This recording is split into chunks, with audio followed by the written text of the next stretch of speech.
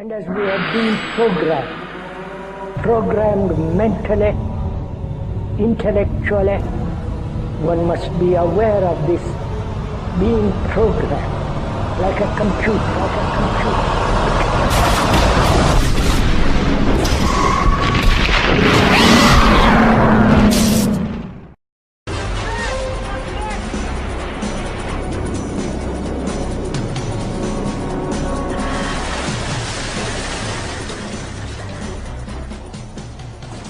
Rien n'est plus terrifiant que le temps qui se détraque.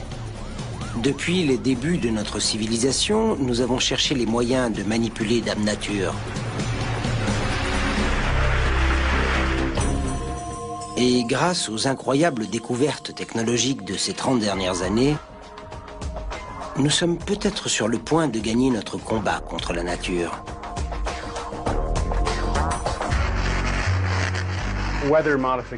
Les changements climatiques seront itables. L'homme aime manipuler le temps et les phénomènes qui l'entourent. Et je crois que quand il en sera capable, il le fera.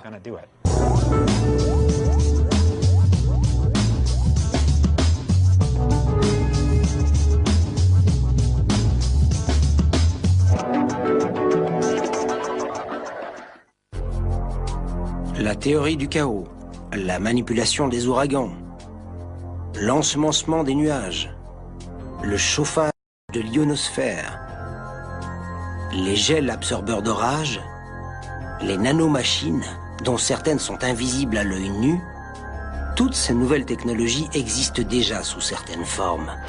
D'autres sont en cours d'étude. Qu'on le veuille ou non, l'atmosphère est modifiée par l'activité humaine. C'est une réalité et on doit faire quelque chose, on n'a pas le choix.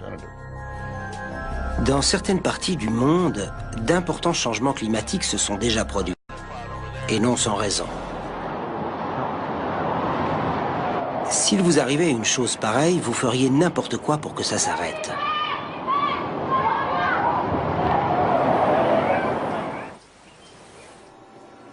Voici Walt Geiger.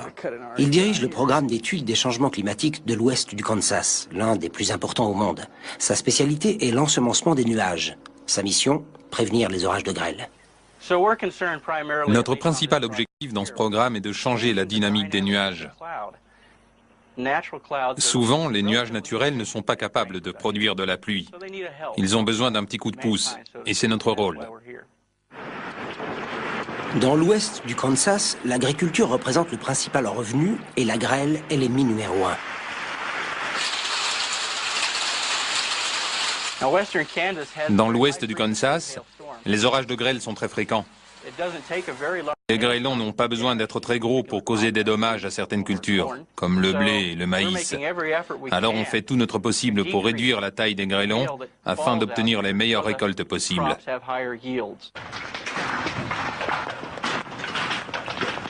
Ceux qui n'ont jamais connu de puissants orages de grêle ne mesurent pas le danger.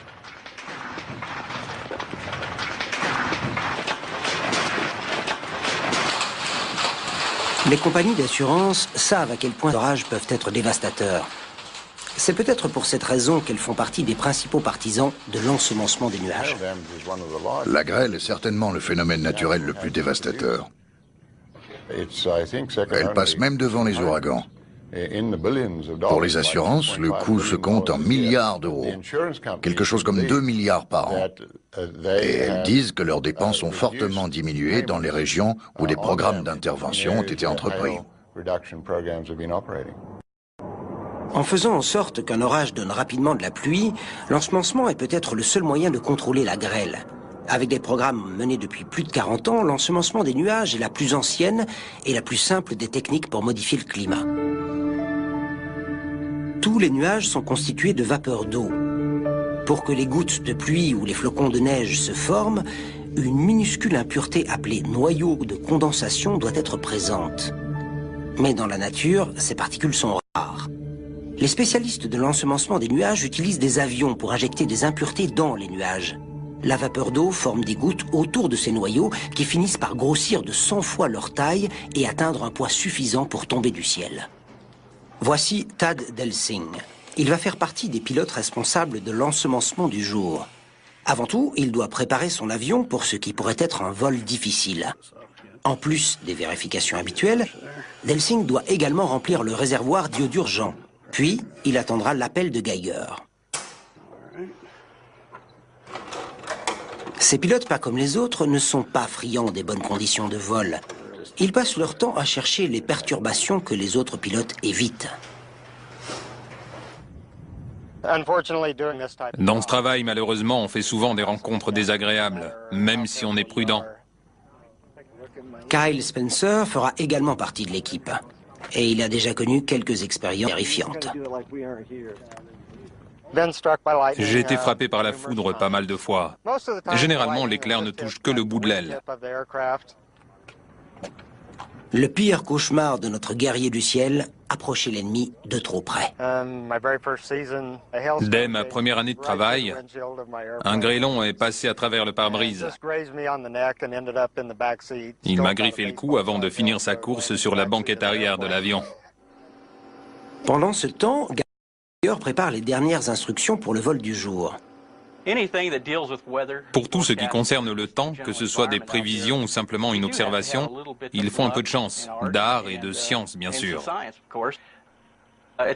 Mais c'est surtout l'observation qui permet de se faire une idée de la manière dont l'orage va progresser. Geiger observe sa cible, à la recherche d'un type de nuage bien particulier. Un nuage suffisamment gros pour contenir une partie très froide où la vapeur d'eau se prépare à geler et à se transformer en cristaux de glace qui tomberont sous forme de pluie. Les méthodes utilisées par Geiger sont nées il y a très longtemps au centre de recherche de General Electric à Schenectady, dans l'État de New York. C'était en 1946. Dans le laboratoire du scientifique Irving Langmuir, lauréat du prix Nobel de chimie, deux jeunes scientifiques, Vincent Schaffer et Bernard Vonnegut, se fixent un objectif simple, fabriquer un nuage. En bon scientifique, ils remplissent une chambre aseptisée de vapeur d'eau et s'attellent à la tâche. En vain. Et puis, quelqu'un a mis accidentellement sa main dans sa poche pleine de pièces en argent. Et quand il a remis sa main dans la chambre, un nuage s'est formé.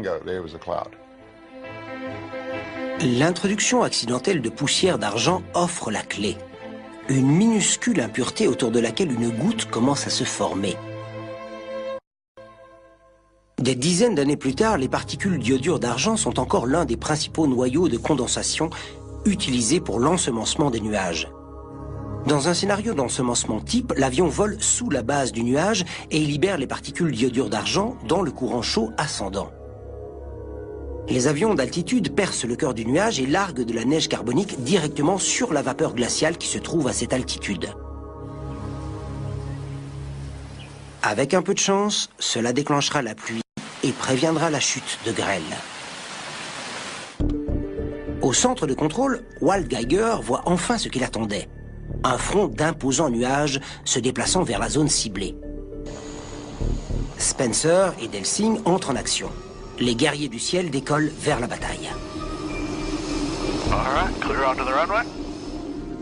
Alors que Kyle se dirige vers les sommets des nuages, Tad vole à basse altitude en attendant le signal.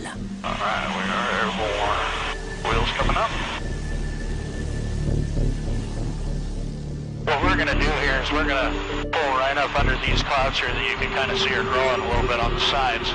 And we'll actually be running just parallel with the rain shaft carrying down here to the south, trying to find our best area of inflow. Avion numéro 1, vous m'entendez? Pendant le vol, Walt continuera à informer Tad sur la taille et la position du nuage.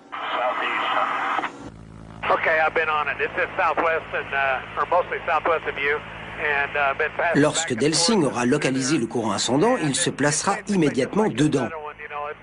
Quand le vol deviendra mouvementé, il déclenchera les générateurs d'iodure d'argent pour libérer l'agent d'ensemencement qui montera à plusieurs kilomètres au cœur du nuage. Pendant ce temps, Kyle Spencer se prépare pour une tâche encore plus délicate. Il va pénétrer au cœur du nuage. À de telles températures, la neige carbonique est un agent d'ensemencement bien plus efficace qui force la vapeur d'eau à geler autour d'elle.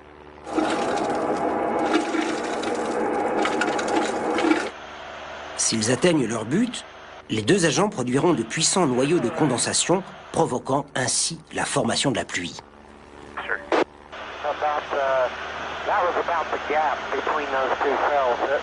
Mais malgré une expérience de plus de 30 ans et des résultats plutôt convaincants sur les orages de grêle, l'efficacité de l'ensemencement des nuages ne fait pas l'unanimité. Les scientifiques sont généralement d'accord sur le fait que l'ensemencement agit sur les nuages, mais les résultats sont difficiles à mesurer ou à prouver. Le problème, c'est qu'on ne peut pas contrôler les expériences qu'on fait dans la nature. Donc, c'est difficile de dire si c'est l'ensemencement qui a provoqué la pluie ou si ça serait arrivé de toute façon. Malgré cette incertitude, l'ensemencement des nuages continue d'être employé dans plus de 34 pays à travers le monde. Mais les noyaux d'iodure d'argent et de neige carbonique sont des techniques anciennes comparées à la technologie de pointe des nanomachines.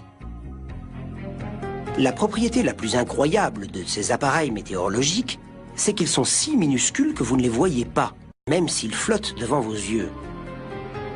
Du minuscule à l'invisible, ce sont des nanomachines révolutionnaires qui vont devenir l'outil numéro 1 de toutes les techniques de modification du climat. Ce sont des MEMS, ou microsystèmes électromécaniques. On lance environ 2000 ballons sondes à travers le monde chaque jour. Ces ballons jouent un rôle important en nous aidant à prédire et à contrôler le temps. Mais que se passerait-il si on pouvait lancer 10 000 ballons sondes par jour, ou même 10 millions? C'est ce que la théorie des GEMS tente de découvrir. Les GEMS sont des MEMS à l'échelle mondiale. C'est un concept qui nécessite un immense réseau de sondes aériennes. L'idée est d'envoyer tous les jours au moins 10 000 de ces sondes microscopiques à partir d'avions, de plateformes stratosphériques ou de satellites. Tout comme les ballons météo, les sondes enregistrent les données météorologiques sur chaque kilomètre carré de la surface de la Terre et offrent une résolution incomparable. Les GEMS ont été imaginés avec une forme inspirée de la nature. On a pensé une graine d'érable ou de pissenlit de façon à ce qu'ils soient aérodynamiques et qu'ils aient une bonne flottabilité. Grâce aux millions de mesures renouvelées continuellement, la précision des images de notre atmosphère pourrait être multipliée par 1000. On a toutes les raisons d'être optimiste parce qu'avec l'augmentation du nombre de mesures dans l'atmosphère, on aura de meilleures prévisions météo. Il se pourrait également que les GEMS puissent agir sur la dynamique des nuages. Il s'agirait d'un ensemencement des nuages avec 1 million d'ordinateurs microscopiques. On pourrait très bien utiliser ces minuscules appareils comme noyaux de condensation et ensemencer les nuages comme avec les autres méthodes. Et si on va encore plus loin, on pourrait rendre ces appareils actifs. Ils permettraient ainsi d'introduire des perturbations dans de grandes parties de l'atmosphère pour modifier le temps. Mais si les GEMS sont plus lourds que l'air, que se passera-t-il quand ces millions de sondes tomberont sur Terre ? Quand ces sondes retomberont, que ce soit dans l'eau ou sur la Terre, elles continueront à fournir des informations portant sur cette surface. Et si elles tombent dans nos assiettes ou dans nos cheveux? Étant donné la taille de ces appareils, le fait de les inhaler, de les avaler ou d'en avoir un dans l'œil ne sera pas différent d'une poussière ou d'une particule de l'atmosphère que vous pouvez absorber. Vous l'expulserez en vous mouchant, en toussant. Au vu de l'efficacité des nanotechnologies dans l'observation et les prévisions météorologiques, leur utilisation dans les opérations militaires n'est pas étonnante. Il y a plus de 50 ans, elle représentait déjà la nouvelle arme d'un arsenal secret.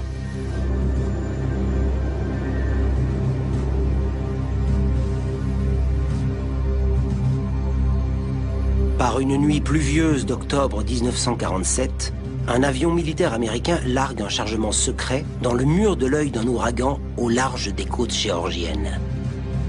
Ce simple geste a-t-il pu dévier la direction d'un ouragan de 180 degrés et l'envoyer détruire la ville de Savannah? Si nous avons bel et bien un pouvoir sur la nature, quel prix faudra-t-il payer?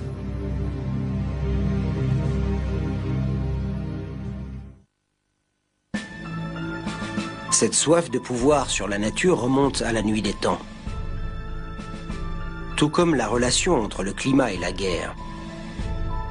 Pendant des siècles, les hommes ont cru que les guerres provoquaient la pluie. Les gens croyaient que les coups de canon provoquaient la pluie. L'autre théorie était que quand les hommes se battaient, ils transpiraient beaucoup et ça ajoutait de l'humidité dans l'air. Et cette humidité supplémentaire créait de la pluie. Étrangement, il existe bien une relation entre les guerres et la pluie, mais pas celle que les gens pensaient. Tout comme l'iodure d'argent, la fumée et la poussière qui s'élèvent au-dessus des champs de bataille sont une autre forme de noyau de condensation. Mais peut-on manipuler le temps à des fins militaires? De la défaite de Napoléon contre l'hiver russe à l'orage de Pearl Harbor ayant permis aux Japonais d'attaquer les Américains par surprise, le temps a souvent joué un rôle important sur les champs de bataille. Les militaires se sont toujours intéressés au temps. Les généraux ont toujours organisé leurs offensives en fonction des prévisions météo. Alors on pouvait se douter qu'ils n'allaient pas se contenter de prédire le temps, mais qu'ils chercheraient un jour un moyen de le manipuler.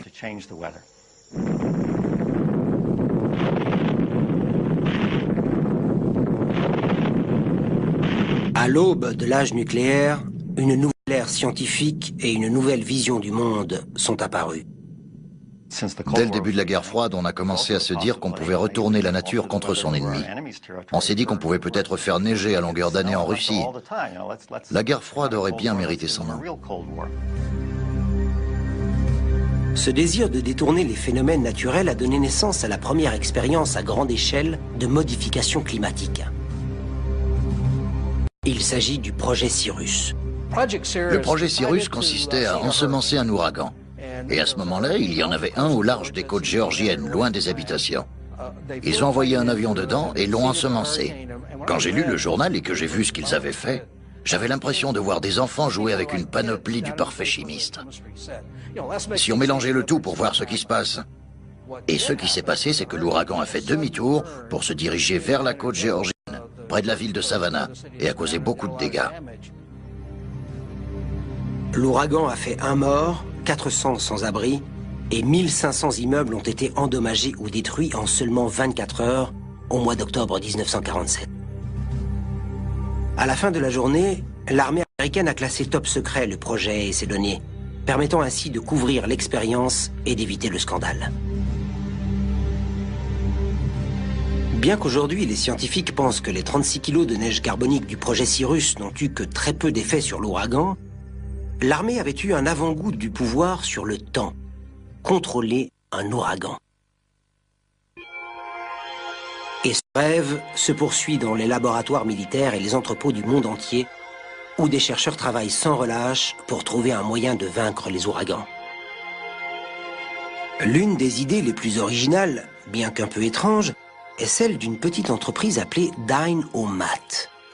Voici son directeur, Peter Cordoni. Je vais vous montrer comment fonctionne le super absorbant qu'on a créé. Ici, j'ai un bol d'eau représentant l'humidité d'un système orageux. Et si vous versez cette poudre dessus, vous voyez que toute l'eau est absorbée immédiatement. Le Dynogel absorbe 2000 fois son propre poids en eau et l'emprisonne dans un gel non toxique. En se solidifiant, la température du liquide chute de 10 à 15 degrés. Ces deux propriétés uniques pourraient absorber l'énergie d'un nuage ou d'un ouragan. Mais que se passe-t-il quand le gel retombe sur Terre? Ici, on a de l'eau de mer, et vous voyez qu'il va se dissoudre et se liquéfier immédiatement à son contact. Pour beaucoup, le produit semble trop beau pour être vrai, et Dynomat s'empresse de faire un test grandeur nature. This will be 3, 2, 1, drop. It'd be interesting to see what happens when it hits that cloud. Le 19 juillet 2001, Dynomat largue 4 tonnes de son polymère dans un nuage d'orage. Et d'après les observateurs présents, le nuage a tout simplement disparu du radar à effet Doppler. From this view, it looks like we lost a big section out. 1-9's flying around Midian right now. Looks real good. Lorsqu'il est déposé dans un nuage, le Dynogel absorbe l'eau et la vapeur d'eau. Une fois remplies d'eau, les gouttes de gel tombent du ciel. La théorie de Dynomat, c'est que le dynogel peut être directement largué dans le mur de l'œil d'un ouragan. Le gel emprisonnerait la vapeur d'eau de la partie supérieure de l'ouragan et entraînerait sa chute dans l'océan, privant l'orage de l'énergie qu'il puise dans sa machine à condensation. Mais comme l'ensemencement des nuages, l'efficacité de ce gel est impossible à prouver, l'activité des nuages étant trop imprévisible pour en tirer des conclusions. Même si cela fonctionne, les ouragans sont énormes. Les chercheurs de l'administration océanique et atmosphérique ont expliqué que pour contrôler un ouragan de taille moyenne, la quantité de produits nécessaire serait telle qu'il faudrait entre 350 et 400 gros porteurs pour le répandre. Je ne sais même pas si l'armée de l'air possède autant d'avions. En outre, l'utilisation du dynogel en grande quantité reviendrait extrêmement cher. L'ensemencement d'un seul ouragan pourrait coûter des millions d'euros, rien qu'en matériel. Et que se passerait-il si une telle opération tournait à la catastrophe? Ce ne serait pas la première fois. Dans la nuit du 15 août 1952, l'armée de l'air envoie des planeurs sur Lynmouth, dans le sud-ouest de l'Angleterre. Menée à l'insu des civils, cette opération a été classée top secret pendant des années. Les planeurs transportaient un agent expérimental d'ensemencement des nuages. L'objectif était de le répandre dans un orage imminent. En l'espace de 24 heures, 35 personnes sont mortes et 400 se sont retrouvées sans domicile. Le village du Devon du Nord a été dévasté par les eaux. Même si le ministère de la Défense britannique a nié toute responsabilité à l'époque, des informations récemment rendues publiques ont prouvé l'existence de cette expérience. L'inondation de Lynmouth et les expériences militaires ont fait la une des journaux. Mais ce n'est qu'une dizaine d'années plus tard qu'une page de l'histoire internationale déclenche l'agitation qui mettra un terme à l'utilisation des modifications climatiques comme instrument de guerre. C'est Seymour Hersh, du New York Times, qui fait éclater le scandale. Malgré son refus d'avouer toute implication pendant 7 années, l'armée américaine a utilisé la modification artificielle du climat comme arme au Vietnam et au Laos. À partir de 1966, l'armée de l'air américaine a fait plus de 26 vols top secrets d'ensemencement des nuages. Appelée Projet Popeye, cette opération clandestine avait pour objectif de rendre les principales routes d'accès ennemies impraticables.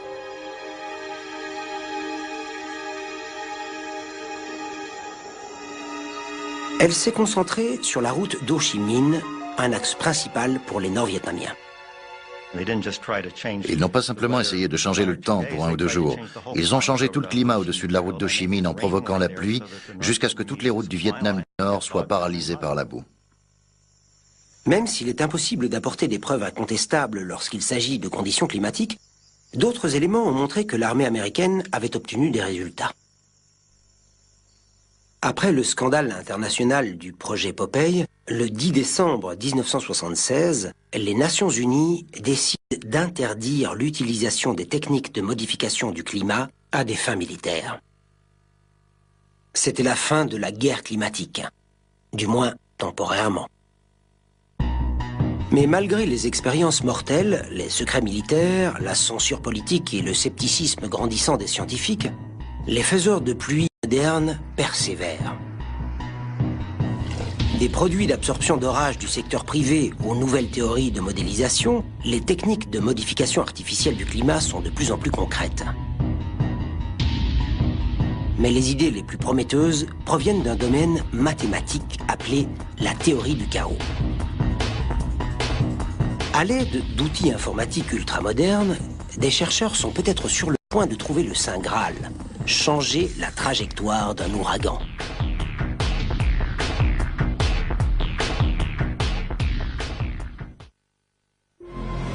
Environ 300 000 personnes meurent chaque année à cause d'ouragans ou d'inondations. Depuis 1980, les dégâts matériels sont estimés à plusieurs milliards d'euros. La quantité d'énergie générée par un ouragan de force moyenne est considérable et correspond à environ 2 milliards de watts.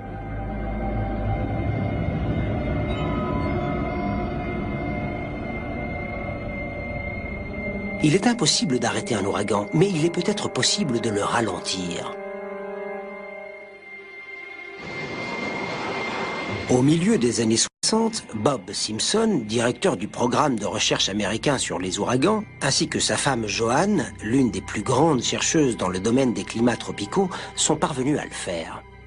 Le projet, également supervisé par la Marine, le Bureau météorologique américain et la Fondation scientifique nationale, a été appelé projet Storm Fury. L'idée centrale du projet, c'est que si vous prenez une patineuse qui fait une pirouette, elle arrive à tourner plus vite en serrant les bras et les jambes le long de son corps, conservant ainsi ce qu'un physicien appellerait la vitesse angulaire. Elle se met à tourner très rapidement sur elle-même.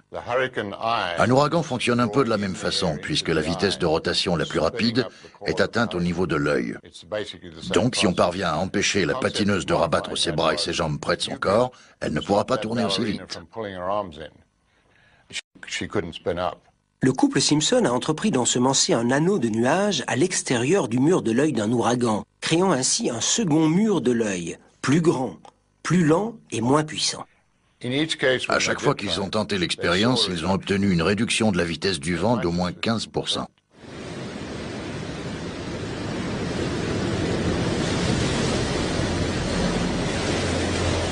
Mais l'expérience était dangereuse. Elle obligeait les pilotes à faire ce qu'on leur avait toujours dit de ne pas faire, pénétrer dans un ouragan. Quand on entre dans un ouragan et qu'on s'approche du centre, il y a souvent des turbulences plus ou moins légères. Sur un vol commercial, c'est le moment où on vous demande de retourner à votre place et d'attacher votre ceinture. Mais tous les 2 ou 3 ans, on va connaître des turbulences plus fortes et plutôt impressionnantes. Et là, c'est le moment où la femme assise derrière vous se met à hurler pendant le vol. Le projet Storm Fury a ensemencé des ouragans pendant 8 jours et renouvelé l'opération pendant 21 ans. Leurs résultats ont montré des faiblesses pendant 4 des 8 jours d'ensemencement. Mais au début des années 80, la pression politique et le manque de résultats convaincants sonnent le glas du projet. Il fallait une nouvelle approche. La révolution technologique des années 90 a peut-être bien la solution. Finalement, la clé de la manipulation climatique se trouve probablement dans notre capacité à prévoir le temps. Et dans ce domaine, il y a eu beaucoup de progrès. Il y a des centres météo dans le monde qui utilisent un modèle global pour prévoir le temps. Et dans ces centres, on collecte des données de toutes sortes. Ces données sont obtenues grâce aux ballons qui transportent des instruments de mesure dans l'atmosphère. On les obtient aussi grâce aux avions et surtout grâce aux satellites, parce qu'ils ne se contentent pas de nous donner une photo des nuages. Ils peuvent aussi nous donner la température et le taux d'humidité à différents niveaux dans l'atmosphère. On peut également obtenir d'autres mesures comme la température de l'air ou encore la vitesse du vent à la surface de l'océan. En partageant ces nombreuses informations, les scientifiques du monde entier peuvent créer une image du temps tel qu'il est à un moment donné. Mais qu'en serait-il si on pouvait utiliser ces données non seulement pour prédire le temps, mais aussi pour le changer ? Voici Ross Hoffman, un scientifique de Lexington spécialisé dans les recherches atmosphériques et environnementales. Son travail consiste à manipuler les ouragans. À l'aide d'un système de modélisation informatique, il apporte des changements dans le développement de puissants ouragans qui ont sévi un peu partout dans le monde. Les algorithmes indiquent quelles modifications apporter pour changer la trajectoire de ces tempêtes. Ross Hoffman enregistre ensuite ces données dans le modèle et constate les changements obtenus. En résumé, il manipule les ouragans du passé. On a travaillé sur l'ouragan Iniki qui a touché les îles hawaïennes en 1991 et sur l'ouragan Andrew qui a dévasté la Floride. Au début de notre expérience, on a juste essayé de reproduire l'ouragan tel quel et de le développer sur plusieurs jours. Et en général, on a fait du bon travail avec ça parce qu'on a beaucoup de données sur ces ouragans qui ont marqué l'histoire. Ensuite, on a essayé de trouver quelles petites modifications on pourrait apporter pour que l'ouragan soit plus faible ou pour que sa trajectoire change. On recherche des situations très semblables aux conditions initiales, des situations dans lesquelles de minuscules changements, à un moment donné, pourraient entraîner des changements beaucoup plus importants plus tard. Pouvoir prédire quelle action aurait des répercussions considérables, telle est l'idée maîtresse de la théorie du chaos. Ce qui rend les prévisions météo très difficiles, c'est l'instabilité du climat. Et ça signifie que la moindre inexactitude dans nos observations peut faire une grande différence. Selon l'effet papillon, les battements d'ailes d'un papillon au Pérou causeront une tornade au Texas 3 semaines plus tard. Et c'est le lien entre les ailes du papillon et la tornade que la théorie du chaos est censée établir. C'est pour ça qu'on peut imaginer tous les changements possibles, que ce soit au niveau du vent, de la température ou de l'eau. Ça a été une réussite quand on a voulu modifier la trajectoire de l'ouragan Iniki pour la première fois. Il est allé exactement là où on voulait. Mais Ross Hoffman ne peut pas atteindre son objectif de cette façon. Même si, virtuellement, il parvient à détourner un ouragan, il doit encore trouver un moyen de procéder à ce changement dans la pratique. Les ouragans puisent leur énergie dans l'évaporation de l'eau de mer. Quand on sort d'une piscine, on est mouillé. Même s'il fait chaud, on peut avoir froid, surtout s'il y a du vent. Parce que l'évaporation de l'eau sur votre peau aspire la chaleur de votre corps. Il se passe exactement la même chose avec l'océan pour l'ouragan. Les vents engendrés par l'ouragan provoquent l'évaporation de l'eau de mer et absorbent la chaleur de l'océan. Et cette vapeur d'eau se condense pour former un nuage dans l'œil de l'ouragan. Et plus le vent souffle fort, plus l'eau s'évapore et plus l'ouragan gagne en énergie.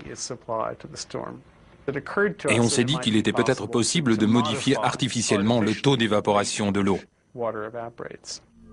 Et c'est peut-être le petit changement dont Ross Hoffman a besoin. L'idée est de recouvrir la surface de l'eau avec une substance de l'épaisseur d'une molécule, ce qui ralentirait l'évaporation. Benjamin Franklin a découvert qu'une cuillère d'huile d'olive recouvrirait un lac entier.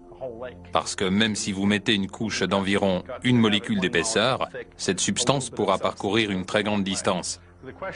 Ce qu'on essaie de savoir, c'est si on peut trouver une substance qui pourrait résister à un vent d'une très grande force. Pour obtenir une protection efficace, Kerry et Emmanuel pensent que la substance doit résister au moins 6 heures. L'idéal serait que l'ouragan atteigne la Terre dans les mêmes conditions que si ça avait été 24 heures plus tôt. Un ouragan se désintègre très rapidement quand il atteint la terre ferme parce qu'il n'a plus l'océan pour y puiser son énergie.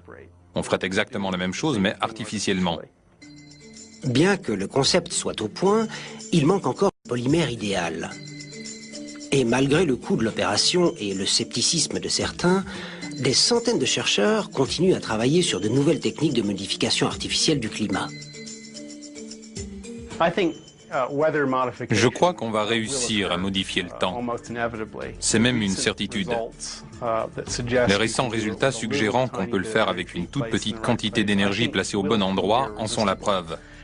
Il faut juste espérer qu'on le fera pour de bonnes raisons, que ça ne tombera pas dans de mauvaises mains. Et si on arrive à limiter ces actions, environ 1 fois sur 1000, ça ne bouleversera pas l'ensemble du climat. Quand vous tuez un ours qui est sur le point de vous déchiqueter, vous ne tuez pas tous les ours que vous trouvez dans la forêt. Le parallèle entre la modification artificielle du climat et la puissance nucléaire est frappant. Si on peut construire quelque chose, doit-on le faire? Et si cela est possible, y a-t-il un moyen de l'arrêter? Des réponses que devrait apporter le High Frequency Active Aural Research Program, ou HAARP, dirigé conjointement par l'armée de l'air et la marine des États-Unis. L'objectif de ce projet? Des recherches en communication. Mais pour nombre de scientifiques à travers le monde, dont le détenteur du brevet, ce programme a une autre capacité plus insidieuse. Une manipulation expérimentale de l'atmosphère dans le but de contrôler le climat.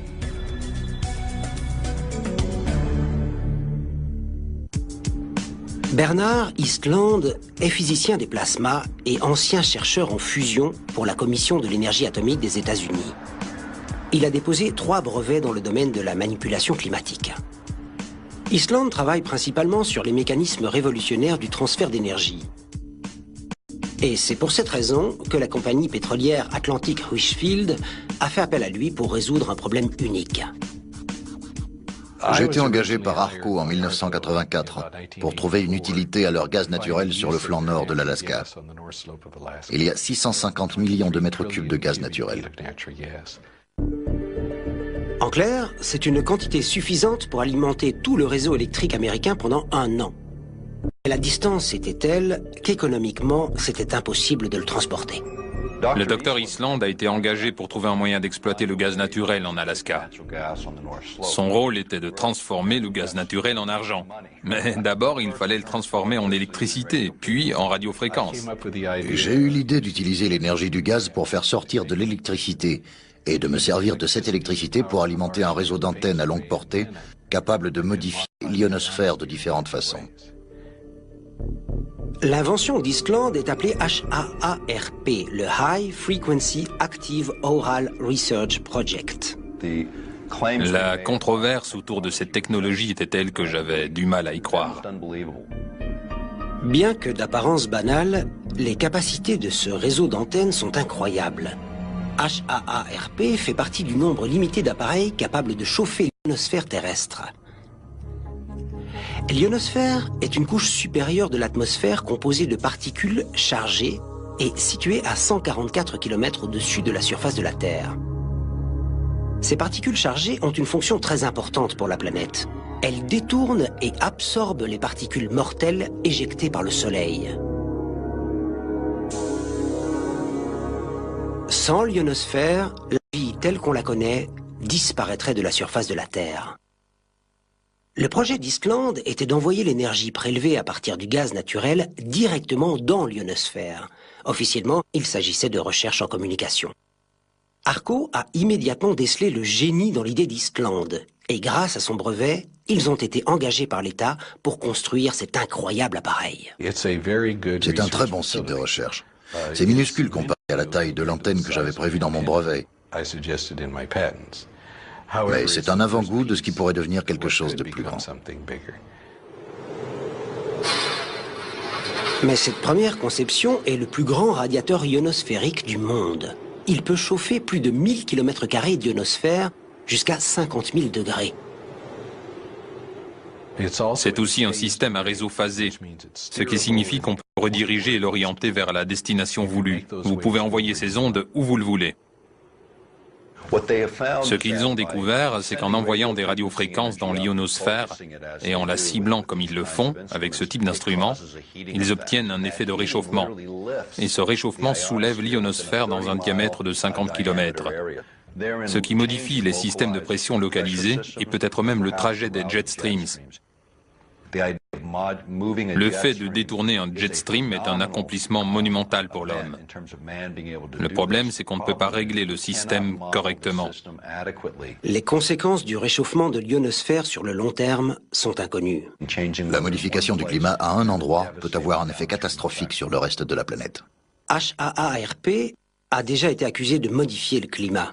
En 2000, un article publié dans le Scientific American a révélé qu'un changement dans un jet stream au-dessus de Gacona en Alaska avait poussé les vents froids vers le sud, provoquant l'apparition d'une tornade en Floride. Les probabilités pour que HAARP soit utilisé comme arme de guerre s'amenuisent. Imaginez que vous êtes face à une armée de 100 000 personnes et que vous avez la capacité de provoquer une inondation, un orage ou les pires conditions climatiques pendant des semaines, voire des mois. Vous pouvez facilement diminuer leur force. Mais cette arme multi-usage a d'autres propriétés extraordinaires. En utilisant la manipulation ionosphérique, elle peut brouiller la radio et les communications cellulaires de l'ennemi. Elle peut également servir à repérer, différencier et détruire les missiles ennemis. C'est à ça que vont ressembler les guerres du XXIe siècle. Ce sont ces systèmes qui seront privilégiés. L'idée de l'utilisation potentielle du projet HAARP en tant qu'arme secrète a longtemps circulé dans l'armée. De nombreux pays ont manifesté leur opposition contre cette arme considérée comme une violation évidente de la convention NMOD qui interdit d'utiliser des techniques de modification climatique à des fins militaires. Les 3 derniers ministres de la Défense ont demandé l'abrogation de ce traité environnemental. Mais celui-ci est né d'une décision qui a été prise au début des années 70, avant d'être ratifié en 1978, et il doit être respecté. Malgré toutes les controverses autour du projet, les scientifiques du HAARP ont insisté sur le fait que le réseau ne servait qu'à effectuer des recherches et qu'il n'a pas la puissance nécessaire pour changer véritablement le climat. Mais quel que soit l'usage qui en est fait, le projet HAARP existe et d'ici peu, le réseau devrait faire 2 fois sa taille actuelle. Mais l'intérêt de l'armée américaine pour la modification climatique ne se limite pas au HAARP. Dans cette base de Floride, des chercheurs de l'armée de l'air américaine, ainsi que des spécialistes des nanoparticules, font des expériences de modification climatique. Leur objectif est plutôt surprenant. C'est un laboratoire qui développe la prochaine génération d'explosifs pour l'armée de l'air, que ce soit des ogives, des bombes ou toute autre sorte de munitions.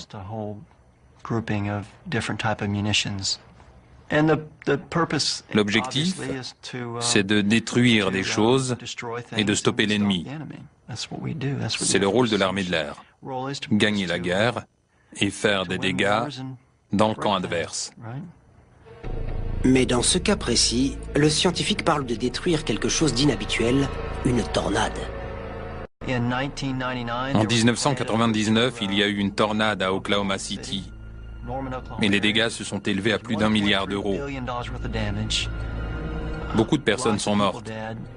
En voyant ça, je me suis demandé pourquoi on était toujours obligé d'avoir un rôle défensif dans ce type de combat. Pourquoi on ne pourrait pas attaquer? La première idée de Gregory Glenn était d'utiliser les outils que nous connaissons. Pourquoi ne pas essayer de faire exploser une tornade pour perturber son courant et l'obliger à se dissiper? Selon nos calculs, on aurait eu besoin d'une énorme quantité d'énergie. On n'a pas réussi à obtenir un changement ou une perturbation suffisante dans le courant. Gregory Glenn étudie le développement des tornades. Il découvre qu'un groupe de scientifiques croit fermement que l'énergie libérée par les éclairs est à l'origine de la formation de ces phénomènes. On pense qu'une tornade se développe grâce à l'énergie des éclairs.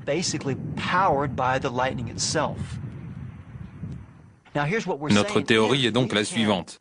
Si on peut empêcher ou interrompre cette étape juste avant que l'éclair ne déclenche la tornade, si on peut l'interrompre ou la ralentir d'une certaine façon, est-ce qu'on ne pourrait pas espérer stopper la formation de la tornade?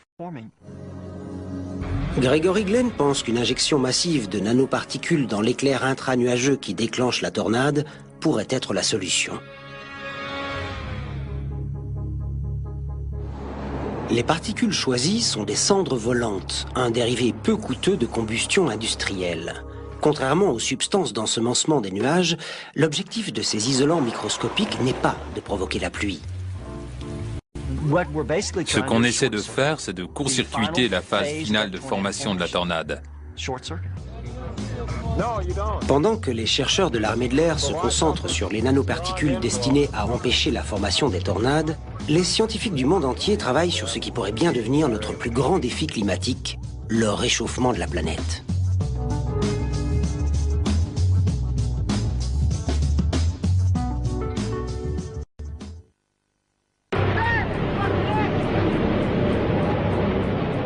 Tous ceux qui ont connu la fureur d'une tornade savent à quel point la Terre peut être inhospitalière. Et selon les météorologues, la situation pourrait empirer. Rien que dans l'État de l'Oklahoma, les chiffres dévoilent une augmentation de plus de 400% du nombre de tornades depuis le milieu des années 40. Pour beaucoup d'entre eux, ce sont des signes du réchauffement climatique. C'est aujourd'hui un consensus mondial. Le réchauffement de la planète met en danger la vie sur Terre. Pourtant, il y a un siècle, des scientifiques considéraient ce phénomène comme un outil constructif. Des gens pensaient qu'on exploitait le charbon pour réchauffer le climat, on l'extrayait pour le brûler à la surface. L'idée était qu'en brûlant plus de combustibles fossiles, la planète se réchaufferait et les limites de l'agriculture s'étendraient vers le nord. De cette façon, on pourrait cultiver plus de nourriture et augmenter la population de façon positive. Mais l'idée de transformer l'Arctique en jardin en brûlant du combustible fossile a rapidement été abandonnée.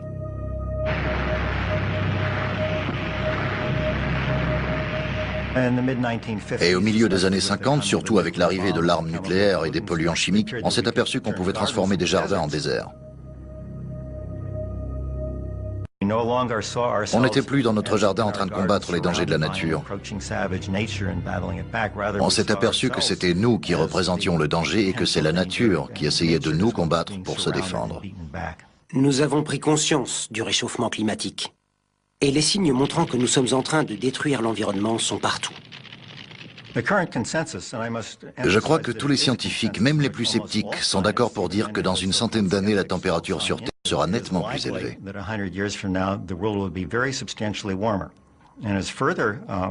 Mais ils sont tous aussi d'accord pour dire que ce réchauffement ne sera pas continu. Sur les 100 années à venir, il devrait y avoir des écarts.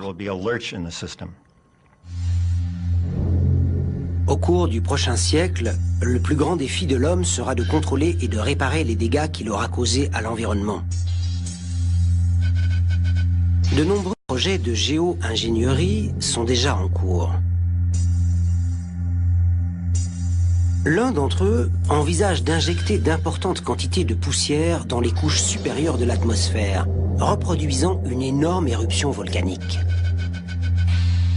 Lorsqu'un volcan entre en éruption, il inonde l'atmosphère avec des particules de cendres. Ces particules renvoient les rayons du soleil dans l'espace et les empêchent d'atteindre le sol, provoquant un rapide refroidissement de la planète.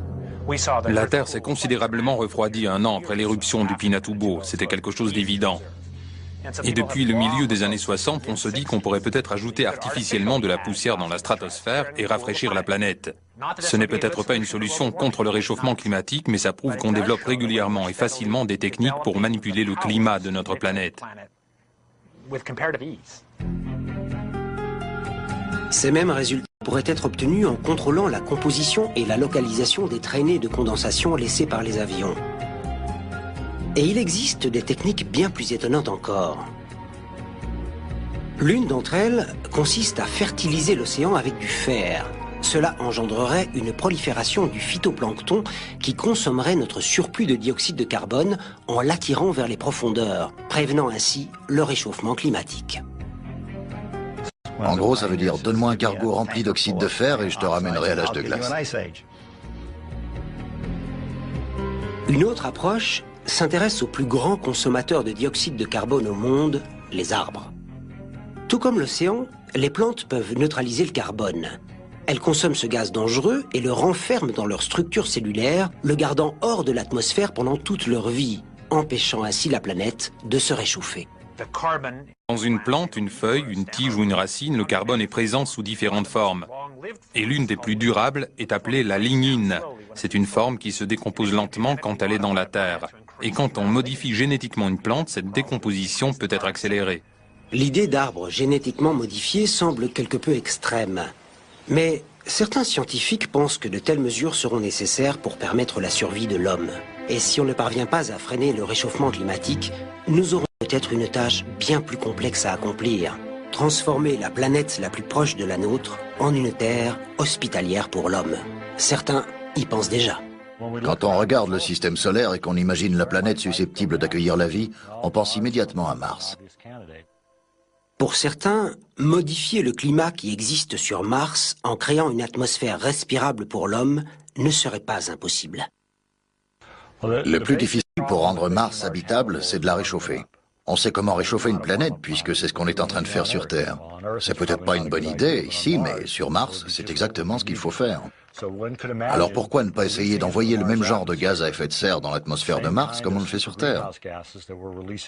D'après nos calculs et les modèles climatiques, il faudrait qu'on arrive à faire monter la température sur Mars à 20 degrés.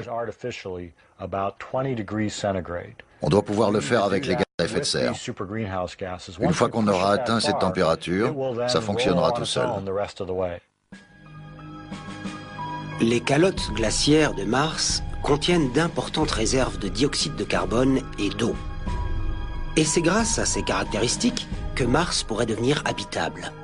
En fondant, l'eau emprisonnée à chaque pôle formerait d'immenses océans naturels. Pour les scientifiques de la NASA, comme Chris McKay, l'idée de transformer Mars en planète Terre n'est pas un rêve. C'est même une étape obligatoire dans la survie des espèces. Mais il y a encore beaucoup de questions auxquelles il faut répondre. Les différents pays de la Terre seront-ils capables de coopérer dans un projet de cette ampleur? Et surtout, Avons-nous le droit de faire ce que nous voulons de la planète Mars? Mis à part le fait qu'on peut le faire, doit-on le faire? La meilleure analogie est une réanimation cardiaque. Vous marchez dans la rue et quelqu'un s'écroule devant vous. Vous le réanimez en lui faisant un massage cardiaque. En faisant ça, vous n'avez pas créé un être humain. Vous avez ramené un être humain à la vie. Et je crois que c'est la parfaite métaphore pour Mars. Certaines personnes ne sont pas d'accord. Elles disent que ce n'est pas notre rôle de changer l'univers et qu'il ne faut pas y toucher. Mais je crois que la valeur de la vie humaine est plus importante.